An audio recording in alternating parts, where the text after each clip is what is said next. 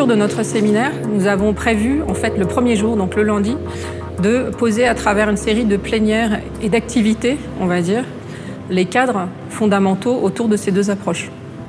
Donc, dans ce cadre-là, nous avons commencé par présenter donc, l'approche participative et l'approche personnalisée. Donc, la participation, dans un sens commun, on va dire, c'est le fait que quelqu'un prenne part à une activité ou qu'il en fasse partie. Maintenant, dans le cadre de l'intervention humanitaire ou de l'intervention de développement, ça veut dire trois choses. Ça signifie d'abord exprimer ses idées, ses envies, ses points de vue. Ça signifie ensuite avoir accès à de l'information qui est pertinente et avoir accès à cette information en temps utile, au moment où on en a besoin. Et puis, la troisième chose, ça signifie participer à des processus de prise de décision qui concernent en fait les personnes. La participation, c'est d'abord, dans le cadre international, un droit humain qu'on retrouve présenté dans plusieurs instruments en tant que tel comme droit de la personne au sein de la Convention relative aux droits de l'enfant et au sein de la Convention relative aux droits des personnes handicapées. Donc on va trouver à la fois la participation des personnes et leur participation à travers des organisations représentatives à la vie publique et politique.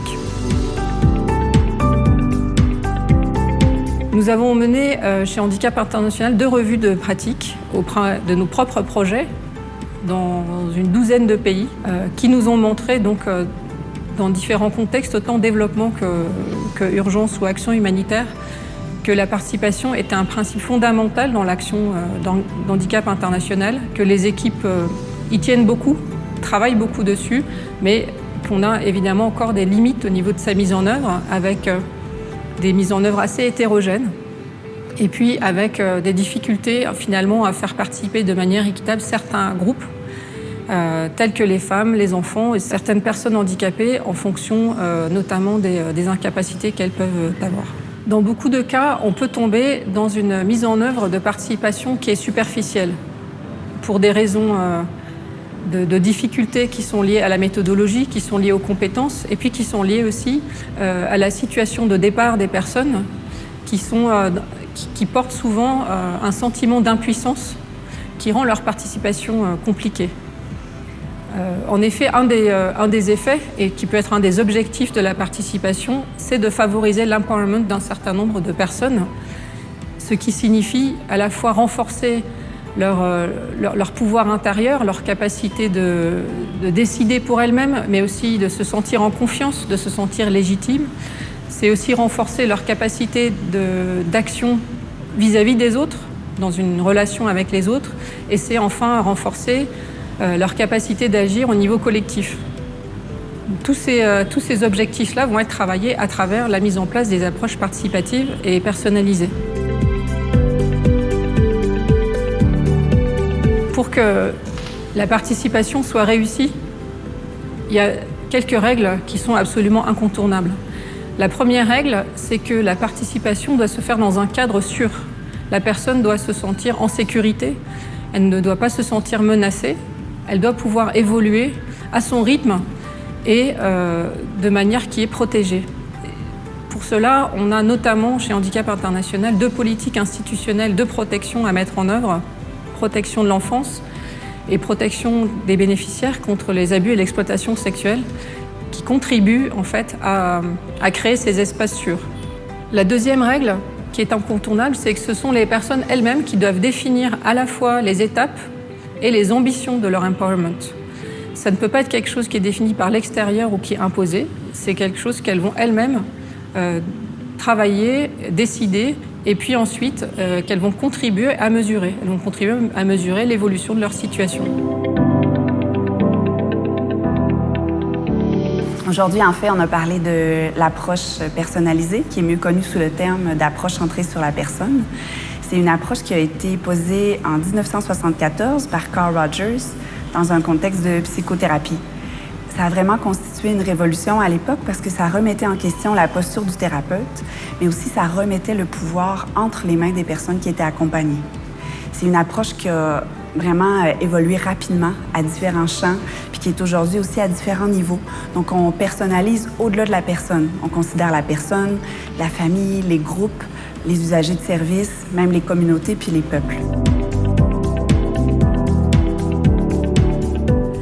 à la base de l'approche centrée sur la personne, on a 3 principes qui ont des implications sur nos attitudes, nos comportements.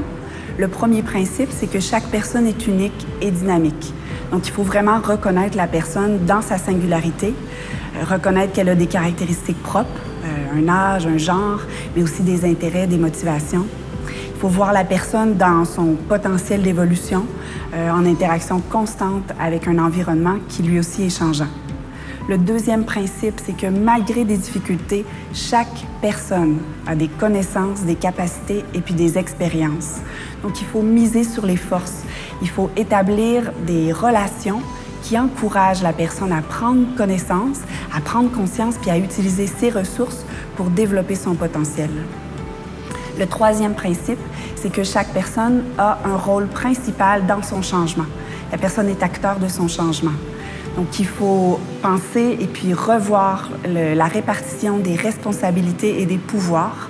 Il faut co-construire des interventions qui sont adaptées avec les personnes sur base de leurs choix, selon leurs aspirations et non selon ce qu'on détermine qu'elles ont besoin de changer. Le troisième point, c'est vraiment de donner aux personnes le rôle principal dans leur changement.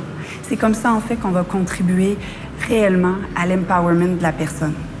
C'est une approche qui n'est pas nouvelle, hein. Elle existe depuis une quarantaine d'années, mais on se rend compte qu'il y a encore beaucoup de difficultés dans sa mise en application. Un des enjeux principaux, je pense, c'est qu'on tend à oublier que l'approche centrée sur la personne, c'est avant tout une manière de penser. Hein, ça implique de revoir nos attitudes, nos comportements dans notre relation avec une personne ou un groupe de personnes.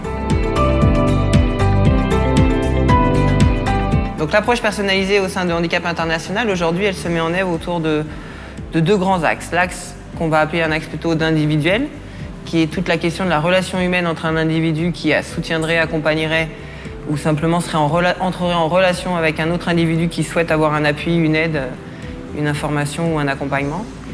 Donc vraiment au niveau individuel, des activités qu'on peut mener au niveau de Handicap International, tous secteurs confondus. Et dans un deuxième axe, au niveau des services, aujourd'hui, on l'a fait vivre à travers les projets ou des activités qui développent l'amélioration de la qualité du service. Quand on parle d'amélioration de la qualité du service, on part sur sa capacité à être plus inclusif pour les services ordinaires, mais aussi pour les services spécialisés ou ordinaires, à améliorer leurs pratiques, leur organisation pour assurer la personnalisation du service rendu auprès des usagers de ces services. Donc aujourd'hui, à Handicap International, on travaille vraiment sur ces 2 axes. On souhaite développer les autres axes, qui seraient plutôt des axes autour des questions de la personnalisation des politiques nationales ou de l'approche communautaire. Et pourquoi pas aussi faire en sorte que la personnalisation soit de plus en plus perçue et ressentie et inscrite dans les cadres internationaux comme un des principes qualité dans le développement humanitaire, comme peut l'être aujourd'hui la question de la participation.